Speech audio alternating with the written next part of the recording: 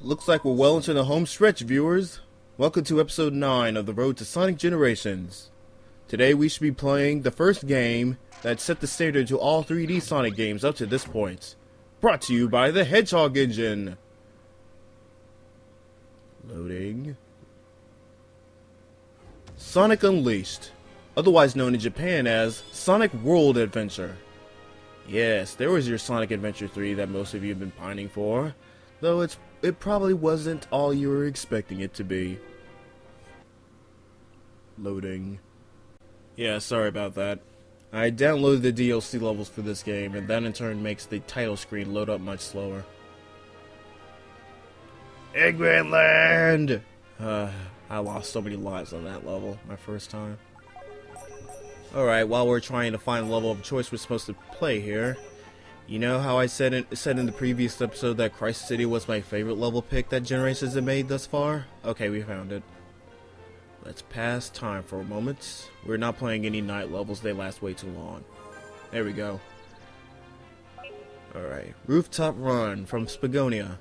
Like, okay, I said that Crisis City was my favorite level pick that Generations made. Now we're looking at my least favorite. I remember just like when I first saw the leaked level list, I remember I was really disappointed with this level pick. Even now, because like at least Seaside Hill from Heroes, that's sunk in. I thought that okay, maybe they can take advantage of the water portion and make that like a water level. Okay, just like this, that's fine.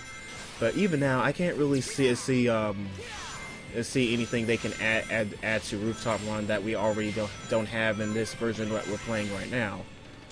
I mean, just another, and just like, oh, it's another city level. Joy. I would much rather than pick something like Alaska. Ideally, I would have picked one I wanted to add about because that's my favorite level in this whole game, but that's just me being biased. If I just like, and just for differentiation's sake and from other levels, I would have rather picked Alaska because at least then Sonic would be braving the elements, like I've been saying in a previous episode. But just like it's too soon to call. Just like I hope I'm proven wrong. And besides, there's still classic Sonic's version of this level. At least that would be new. But still, I'm just like I'm not really looking forward to this level. And just like comparison to all others. But as for how I feel about Unleashed in general, well, I can say that this was the most legit fun I had with a Sonic game in years. Well, in console titles anyway, since Sonic Adventure 2. Heroes was fine, but I don't really find myself replaying that game often for fun. And you know where I stand about Shadow the Hedgehog the game and Sonic Next Gen. And you know, like how I like to define Unleashed is basically Rush gameplay but in a 3D environment. And I love the Rush series.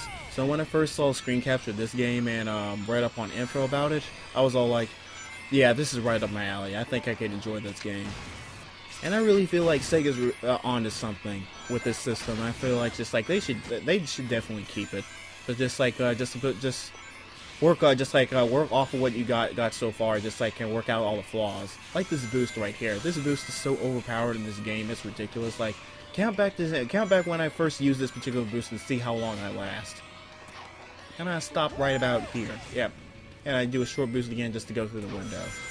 That's where the complaints about just like Sonic games nowadays playing themselves come from, and I do kind of feel that way too. It's like you only just most of the time in Sonic Unleashed, you just it does feel like you're just holding one button and you're winning, and it doesn't really help the fact that what fills your boost gauge in this game are rings, and rings are all over the place in this game. So it's almost come to a point where you're all like, why do we even have a gauge when there's plenty of rings to refill your boost meter anyway? It's almost like you can use a boost or infinite. You can use it whenever you want. and most of the time in this game, there's not really much of a consequence of you overusing the boost. It doesn't really happen until towards the the last few levels in this game. I mean, people say Sonic games run themselves out of ignorance just by watching gameplay videos and not actually playing it themselves. They're they're kind of like the same people who like to say to beat old Sonic games you just only hold right to win, and we all know that's not true. But I really feel like it's Sega's really on something. Just you have to refit, just fix this so it doesn't feel all that broken and shallow. I think that's the right word. It's just so. Because you just use boost, because this is giving what we always wanted since wanting about since Sonic Next Gen, speed, and Unleashed gives you that. You do have speed, but just apparently it's not enough, especially since it comes with sacrifice to the platforming aspect. And it's platforming aspect in daytime levels in this game are almost non-existent. Well, and it's or specifically, it's both those aspects have been split in two. In daytime stages, it's all about pure speed, and nighttime stages is all about platforming. And now, not a lot of people are fans of the Werehog, so I think Sega kind of slipped up there. But I feel like they made a step to fix that in colors, because what fills your boost gauge in that game are the aliens or wisps. And you run through wisp capsules less often than you do rings in that game, and so I found myself in situations where I run out of boost energy more often than I do in this game. Not to mention there are more platforming aspects in it. So I feel okay, just probably Sega, they should work off of that. And I has a disc break. I have improved my ranking for this episode. Yay for me! And now I shall show off the fact that I maxed out everything. I have no live.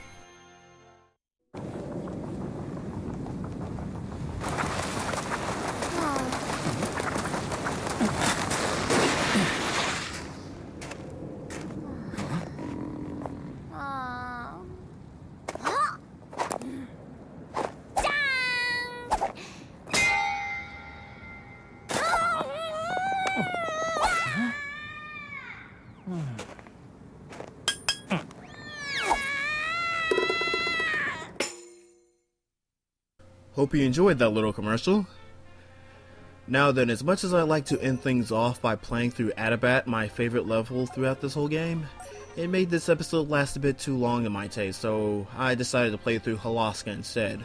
Since, if I had my way, that would have been the level of choice I would have chosen for Generations. But, oh well. There was this one other complaint about this game that I find just really just silly, and I'm just that makes me shake my head thinking, you're expecting way too much, way too much of this franchise. Because the complaints I'm talking about are the ones they're all like, this game is way too kiddie and cartoony. What? This is about a blue hedgehog that wears nothing but red sneakers that runs at super speed for no unexplained reason, because there's no point to explaining it, and he goes around the world all the while thwarting the plans of an evil fat doctor. Are you serious? That is not a cartoon. Are you serious? But yeah, I really like how starting from Unleashed onward is just the franchise started to become more lighthearted. Because the last few titles prior to this game were just took itself way too seriously to a point it just took itself way too seriously that you can't take it seriously. It's just ridiculous, especially since when you consider the characters you're dealing with. But then I like this game's whole artistic direction, how the human characters looked, Sonic and Chip's interactions, and and especially how Sonic acts in this whole game in general. I really like this whole lighthearted direction. I feel yeah, this is more this is more welcome. This is more like the Sonic I expect it to be.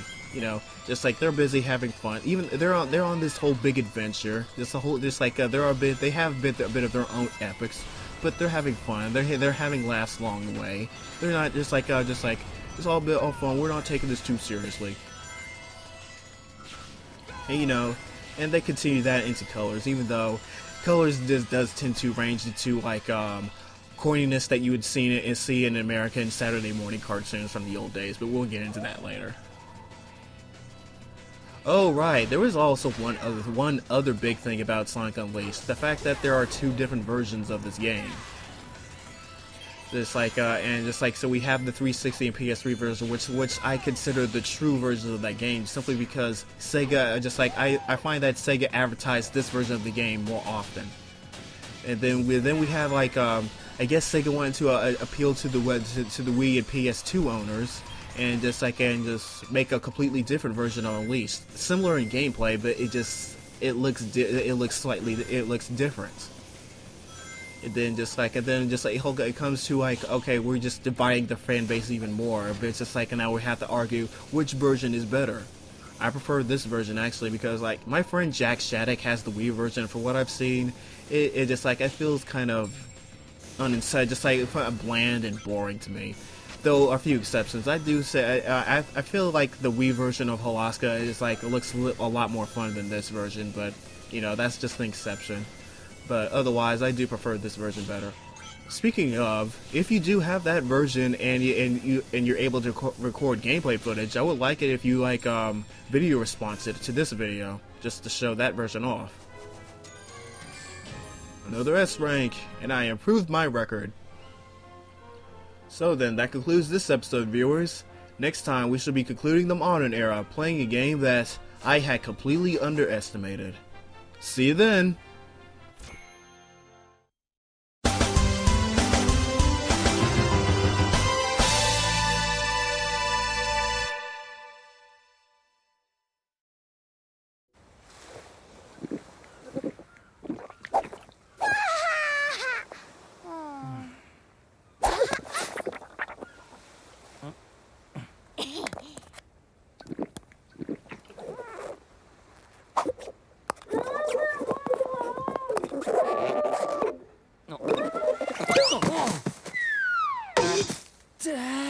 Ah!